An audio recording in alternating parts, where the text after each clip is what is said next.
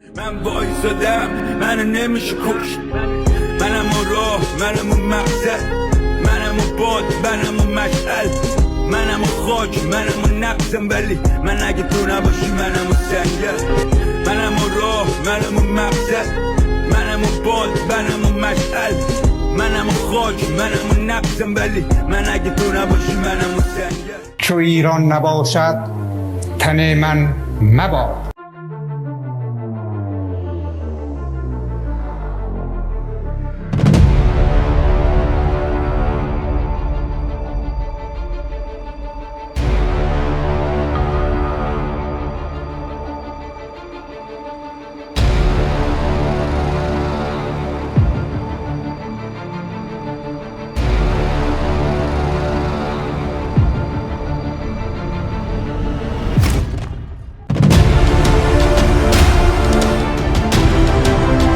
اسلام با ملیت مخالف است.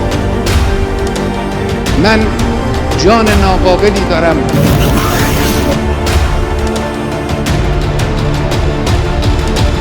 Bordeaux, Natanz and Esfahan.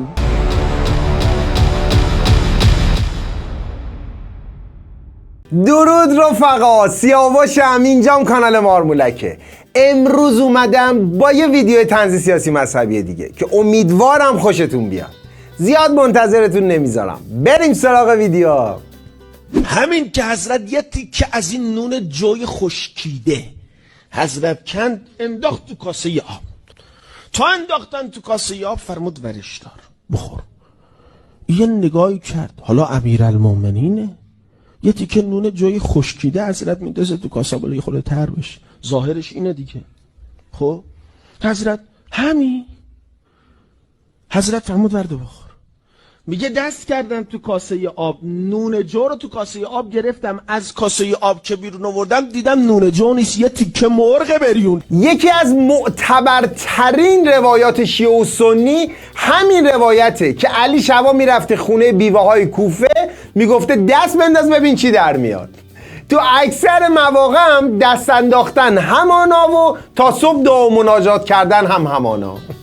ولی بعضی مواقع هم که آنتن نمیداد، تخمش یعنی تخم مرغش نصیبشون میشد. خلاصه هر شب علی تا صبح تو کاسه این اون میذاش. ولی یادتون نره با ایمان ترین مردم اون دوران هم فکرشو نمیکردن یه روزی علی اکبرشون به جای مرغ و تخم مرغ جوجهشو در بیاره. اما دیدیم که به اذن خدا اکبر جوجه باقی و برقرار موند تا همین امروز. امام اول، علی، امام دوم، حسن، امام سوم، حسین، امام چهارم، سجاد، امام پنجم، محمد باقر، امام ششم. جعفر بشین. امام هفتم، موسی کاظم، امام هشتم، رضا، امام نهم، جواد، امام دهم، علی ازنقی، علی النقی، امام یازدهم، عسکری، امام دوازدهم. مهدی. دوستان سنی ناراحت نباشید، ابوبکر و عمر و عثمان سرما خورده بودن نرسیدن به عکس. محمدم که کلا به یه ورتونه همیشه. خلاصه جمع راهزنا جمع بود، فقط من موندم اینا رو چطوری با نقاباشو میشه تشخیص داد، مخصوصا علی ازنقی رو که پشتش به ما بود. راستی ازنقی فامیلیش بود؟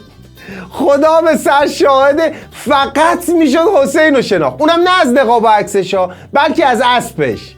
فقط نفهمیدم چرا باسن مبارک عصر رو نشون میداد، احتمالاً میخواست یادی از ابولی بکنه. A Christian doesn't swear because Christ doesn't swear. A Christian doesn't take drugs because Christ never took drugs. A Christian doesn't lie because Christ never lies. A Christian can't kill because Christ never killed. A Christian can't walk in darkness because Christ is the light of the world. A Christian can't be worldly because Christ is heavenly. A Christian can't be materialistic because Christ is spiritual. آقای اسکل اعظم اسقف اعظم، میگید مسیحتون آدما رو زنده میکرد، یعنی بقیه هم باید زنده کنن؟ مسیح زن نداشت، بقیه هم نگیرن؟ پدرش خدا بود، ننه ها هم باید با خدا بخوابن؟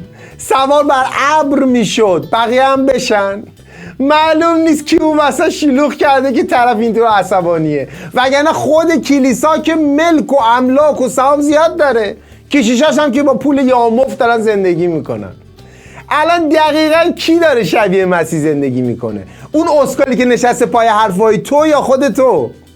روز پیامبر در جمع یاران نشسته بود که ناگهان گردبادی بلند شد و موجودی عجیب با ظاهری غیر عادی از دل گرد و غبار بیرون آمد. گفت ای رسول خدا، من از طرف قومم آمدم. عده‌ای در قبیله ما هستند که به ما ظلم میکنند. کسی را با من بفرست تا بین ما قضاوت کنه. پیامبر گفت تو کیستی؟ من اشرفم، از جنهایی هستم که وقتی آیات قرآن آمد ایمان آوردیم، اما عده‌ای از قوم ما هنوز سر جنگ دارند. چراگاه و آب را از ما گرفتند و اذیتمان میکنند. پیامبر به ابوبکر، عمر پیشنهاد داد که با اطرافه بروند، اما گفتند ما چطور به زیر زمین برویم وقتی که زبان آنها را بلد نیستیم. سپس پیامبر رو به حضرت علی کرد و گفت یا علی تو برو. حضرت علی گفت چشم، اطاعت میکنم. شمشیرش را برداشت و همراه اطرافه رفت. سلمان فارسی هم همراهشان رفت، اما تا اواسط راه، زیرا حضرت علی به او گفت سلمان برگرد. سلمان از دور نگاه کرد و ناگهان زمین باز شد و حضرت علی علیه السلام وارد زمین شد. فردای همان روز مردم دیدند که علی علیه السلام هنوز برنگشته. شروع کردن به بدگویی کردن و مسخره کردن.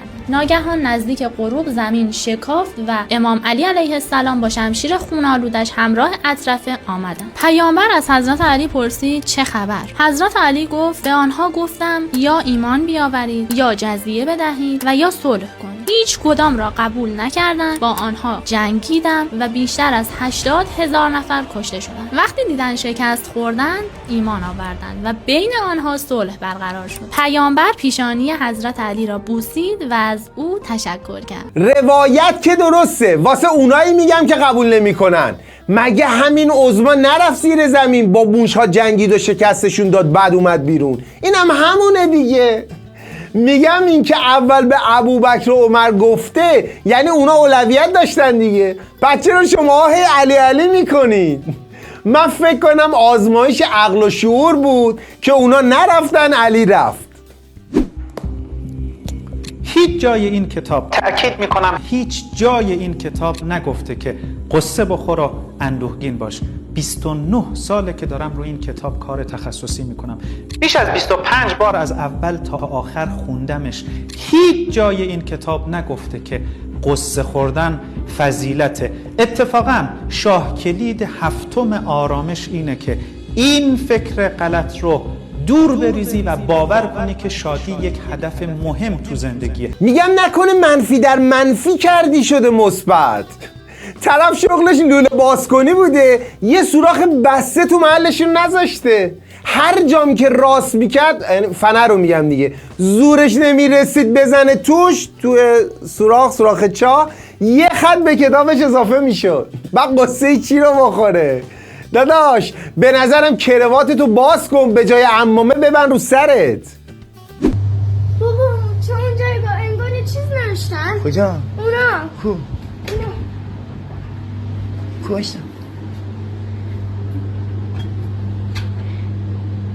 یا ابوالفضل، برو داداش صدا کن، برو هنوز که نرفتن. این که چیزی نیست، مورچه های خونه ما سیگار هم میکشن. ببینید اصلا من با این کاری ندارم که شکر یا آبغن یا حالا هر چیزی دیگه ای ریختند و اونام جمع شدن دورش و تو هم دوربین به دست اومدی. سوالم اینه که داداشه چه کار است؟ اگه ببینه اتفاق خاصی میفته؟ مثلا اگه تایید کنه میشه معجزه؟ یعنی 1400 سال پیشم دقیقا همین بودا. به عنوان کسی که تجربه مرگ موقت داره بهت میگم که هنگام مرگ عزیزه شیون نکن. اجازه بده که روح مسیر خودش رو طی بکنه و به ذات اقدس الهی بپیونده. میدونم که خیلی سخته، اما چرا اینو میگم؟ به خاطر اینکه زمانی که خودم روحم از تنم بلند شد و رفتم بالا، صدای برادرم منو آشوب میکرد و من مدام برمیگشتم با این کنار برادرم و باش حرف میزدم که چیه؟ آروم باش.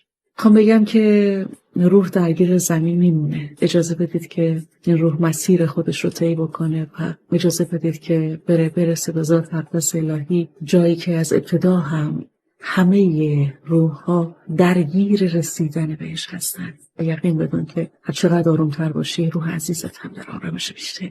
اتفاقا من خودم تجربه مرگو داشتم. روحم جدا شد، دیدم نزول خورا دارن زار زار گریه میکنن. یه بیلاخ نشون دادم بهشون، شروع کردم به رقصیدن. خیلی هم روحم شنگول بود. در جهنم رو باز کردن که برم تو. یه دفعه این اسرائیل بی پدر اومد گفت داداش کنسله، باید برگردی. هرچی بهش گفتم یه چک کن ببین شاید اشتباه شده، به دست و پاش افتادم، قبول نکرد که نکرد. فکر کنم بیلاخمو نشون دادم، اخطار گرفتم، رقصم اخراجو. هیچی دیگه، الان برگشتم دارم نزول میدم. البته دوستان شما نگران نباشین، اگه رفتم زندان از همونجا براتون ویدیو میگیرم، خیالتون راحت. آیا بین ایران و آمریکا جنگ میشه؟ نه. مرسی. آیا ترامپ به نفع مردم ایران کار میکنه؟ نوپ. مرسی. آیا قرآن کتاب خداست؟ بله. مرسی. آیا ایران تجزیه خواهد شد؟ نه. مرسی. آیا مایکل جکسون زنده است؟ بله. مرسی. آیا حضرت مریم واقعا باکره بود؟ بله. مرسی. آیا در آینده انسان ها از زمین میرن؟ بله. مرسی. آیا سرمایه گذاری روی ارز دیجیتال بهتر از طلاست؟ نه. مرسی. عزیزان توجه داشته باشید که این نوع ارتباطات در درون همه نهفته است. من براتون چند تاشو اجرا میکنم. راستی اصلا نیازی هم به وسیله ندارید، شما میتونید با انگشت خودتون این کارو انجام بدید. حالا من براتون چند تاشو اجرا میکنم. آیا شلمغزی؟ بله بله درسته. مرسی. آیا حکم لواط رضا ثقفی مدیر کل سابق ارشاد گیلان مبنی بر این که تا دسته نکرده توش درسته؟ خیر. مرسی. آیا جنتی تا 4 قرن دیگه هم زنده میمونه؟ بله. مرسی. آیا مهدی قرار ظهور کنه؟ خیر. ممنون. آیا ننه بسیجی جهاد نکاح دوست داره؟ بله. مرسی. آیا خر محمد کتاب نوشته؟ بله. این از این جفتک انداخت. بله. مرسی. هرگز محل سکونت کسی نبوده و این سنگ ها هرگز روی هم چیده نشده از یه حدی اونورتر و به سقف نرسیده. به نظر شما اسکندر میتونه اون سنگ های رو هم چیده شده بدون سقف؟ درسته. ما تا اینجاشو میتونیم به شما ثابت، چون اولا در تمام تخت جمشید به اندازه یه شعله شمع اثر سوختگی نیست. خب اون وقت تکلیف شما با این آریان و استرابوس و این حرفا چی میشه که میگن ما همراه اسکندر آمدیم و اسکندر دستور داد تخت جمشید رو آتش بزنن و اینجوری کرد و اونجوری؟ خب از همین نشانه ما میگیم اینا قلابی هست. بله استاد کاملا درست میفرمایید. اون اسباب کرفسی که 300 سال تو غار چرت زدن درسته. پرش اسب محمد با الاغش حقیقیه. مهدی تو چای فاضلاب عقلانیه اتفاقا. یعنی تو کل تاریخ 1400 ساله مسلمونا فقط یه نظرسنجی برگزار شد، اونم از شتر پرسیدن کجا بیتمون رو بسازیم. منابع تاریخی میگن که شتر درجا پشماش ریخت که معروف شد به اشتر لاپش. از ما ایراد میگیری؟ لاپش شتر.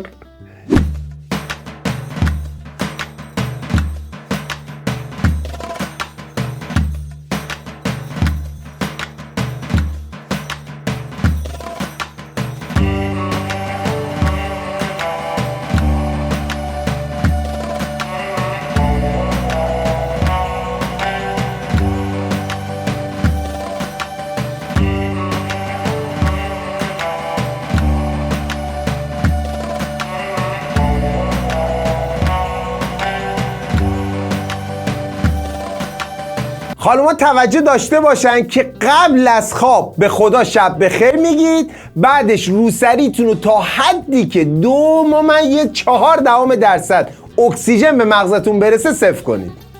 خلاصه این امکان وجود داره که اجنه‌ها شب بخواب بیان برن دوش بگیرن، خدایی نکرده لخ نباشید. بعد تا جایی هم که میشه جمع بخوابید که خدا فشردگان و فشار دهندگان را دوست دارد. حضرت باری تعالی در جریان هستیم مواد اولیه اینا رو تانکر تخلیه چا برات میاره؟ ببین داداش، فوتبال که بازی کردی، خلاصه قادر و توانایی دیگه، همه کار میتونی بکنی. خواستم بگم تو رو به تموم وقت اضافه های لیگ برتر بارگاهت قسم که این کارخونه نره خرسازی تو تعطیل کن، وگرنه امیدوارم انقدر گل بخوری که پاره بشی. نبی مکرم اسلام شمشیری در دست دارن، خطاب به این همه جمعیت کردن، فرمودن کی حاضره که این شمشیر رو از من بگیرد و سر محمد رضای پهلوی رو بزند. دیدم از این جمعیت هیچ کسی لبیک نگفت. ناگهان صفها باز شد، این جمعیت دیدیم کوچه باز کردن، یک کسی داره میاد به طرف پیغمبر. آمد وسط این میدان، دیدیم حاجی روح الله الموسوی الخمینی آمد جلو، به پیغمبر سلام عرض کرد. عرضه داشت بنده در خدمت شما هستم، آماده‌ام شما این افتخار را به ما بدهید. نبی مکرم اسلام شمشیر رو دادن به دست امام. امام شمشیر رو بلند کرد، گردن شاه رو زد و دیدیم بدن بی سر شاه با امام گلاویز شد. من خودم یادمه اتفاقا اصر همون روز بود که محمد مهرشو گرفته بود دستش، اومد تو مسجد و گفت آیا از بین شما کسی هست که مرا پیامبر نداند؟ سکوت سختی مسجد را فرا گرفت. دوباره گفت آیا کسی در بین شما هست که زمین ازگل را به نامش بزنم؟ ندای لبیک از هیچ کس بلند نشد به جز شیخ و دائما گریان کاظم الصدیقی الحیوان. حضرت فرمود میزنم به نامت به شرط اینکه به کسی نگی خبر داشتی ها. و عروست؟ گفت عروسم؟ گفت ما عروس خودمون رو کردیم. دعا عروس تو که عددی نیست. اولین جایی که میرم امام رضا. حالا هرکی میخواد خوشش بیاد، هرکی میخواد بدش بیاد. اولین جایی که میرم امام رضا.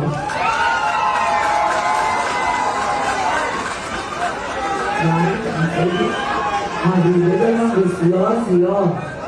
بگذاریم از این خانمیدم و اتفاقا و نمونه خود شوره جون تو هم بگذری رضا نمیگذره. البته دمت گرم که فهمیدی اونجا حرم نیست، حرم سراستا. ولی ناراحت هم نشه که بهت میگیم فاتی صورتی، فاتی صولتی.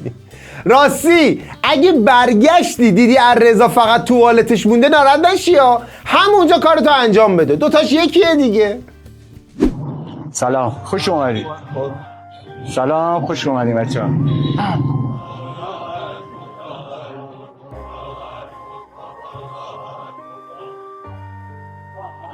سلام. کجا؟ معلوم نیست؟ آره معلومه پسر، ولی مجلس آقا امام حسین حرمت داره، حرمتش باید حفظ شه. اینجا جای آدمایی که هر زهرماری رو میخورن و حالت عادیشون رو از دست میدن و با دهن نجس اسم آقا امام حسین رو زر زبون میارن نیست. بوی گند مشروبی هم که خوردی تا اینجا میاد. من خوش ندارم نفس گند تو با نفس گرم این عزادارای حسینی واقعی یکیشه. دلم واسه امام حسین میسوزه که چقدر ریاکار و قضاوت کن نمازش میزنم. همین شما کاری میکنید که آدم از دین گریزون بشه. من واسه اولین بار اومدم تکیه حسین که ای کاش نیومده بودم. همون بهتر مثل هر سال تو دلم گوشه خونه عزاداری حسینی رو برپا کنم به دور از ریا. من به احترام 40 از در خونه تا اینجا پای برهنه اومدم به نیت این که دارم میرم کربلا. عیبی نداره. در ضمن آجی من دندونمو کشیده بودم، پنبه الکلی روش. داداش چه کارش داری؟ فکر میکنی حسین خودش حالت عادی داشت؟ 50 تا روایت داریم که خودش شراب خورده گفته فکر کردم آب زرشکه. ولی تو هم شانس آوردی ها، دندونت به دادت رسید.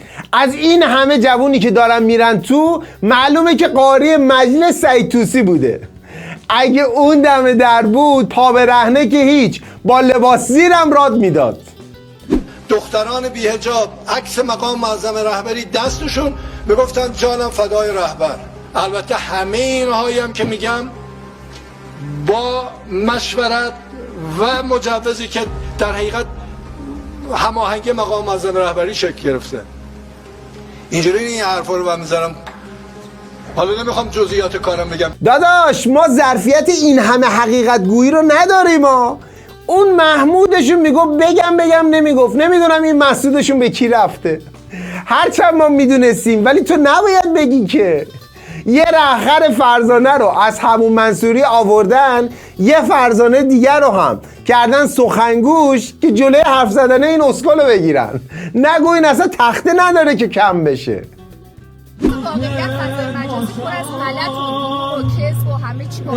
صدا سیما دروغ نمیگه؟ باشه، بس به نظر شما صدا سیما دروغ نمیگه؟ به نظر منم آج خانوم درست میگه. دقیق ترین اخبار دنیا رو صدا سیما میگه. اصلا مگه داریم موشکافانه تر و دقیق تر از روزنامه کیهان؟ معلومه که نه. فقط کافیه هر چی که گفت و برعکسش کنید. اگه گفت الان شبه یعنی روزه. اینا تنها حرف راستشون تاریخ و ساعت و روزای هفته است. دوستان عزیزان، خدای نکرده زبونم لال، اگه یه روزی داشتید صدا سیما رو نگاه میکردید به هوای مثلا شنا، بازم شک کنید شاید والیبال ساحلیه. اونا که سوال میکنن چرا 1000 تا موشک نزدیم، چرا 5000 موشک نزدیم با خاک یکسان کنیم اسرائیل رو. پاسخ بدین راهبرد ماسه چیست؟ اول از بین بردن هژمونی یعنی همهگیری و فراگیری، هژمونی نرم افزاری امریکا در دنیا. امریکا در ذهن خیلی قوله، عمرو بن عبدوده، به قول شهید آوینی ابوالهوله. کی میخواد با رامبو بجنگه؟ آمریکا اینه. دوم، اینا اصلا فکر نمیکنن بدون آمریکا زندگی بکنن. من نمیتونم قطر بذارم، عمان بذارم، بحرین بذارم، همه رو بخوام درگیر کنم که اینا اقتصادشون امنیتشون به آمریکا وابسته است. آرامکوی عربستان بیشتر سهامش مال آمریکاست. نمیتونه بدون آمریکا زندگی. چیکار کنن؟ این کار کنه هژمونی نرم افزاری نه سخت افزاری. امریکا سخت افزاری چه غلطی نمیکنه. تو هر جنگی تو شکست خورده. الان دنیا میگه امریکا غلط کرد. برای چی امریکا؟ اسرائیل به نتانیاهو میگن تو رفتی ایران نابود کنی، اینجا رو تبدیل کردی به خرابه، غلط کردی جنگو شروع کردی. یکی از علتایی که میخواد دوباره نتانیاهو حمله کنی چیه؟ آبرو و حیثیت حزب حاکم در اسرائیل از بین رفت. تو حمله کردی که رژیم چنج کنی. ما اینجا شده شبیه غزه، تمام خونه‌ها خراب، ویران‌ها، این همه آدم از خونه فرار کردن، ترسا، خواب‌آوری اجتماعی صفر. واسه چی حمله کردی بس؟ این اقدام هوشمندانه که دقیقاً خود اتفاقاً درایت رهبری هم دوش بود برای این بود. من نمیدونم این چه عادت بدی پیدا کردید که هر روز میایم میگید پیروز شدیم. یعنی یه بلنگو دیگه اضافه تر گذاشته بودن جلوش، میگفت آقا امروز نماز ظهرش رو تو کاخ سفید خونده. حالا ولش کن. پس قرار شد که اونا رو غزه کتلتشون تمرکز کنن، ما رو سلطه اونا.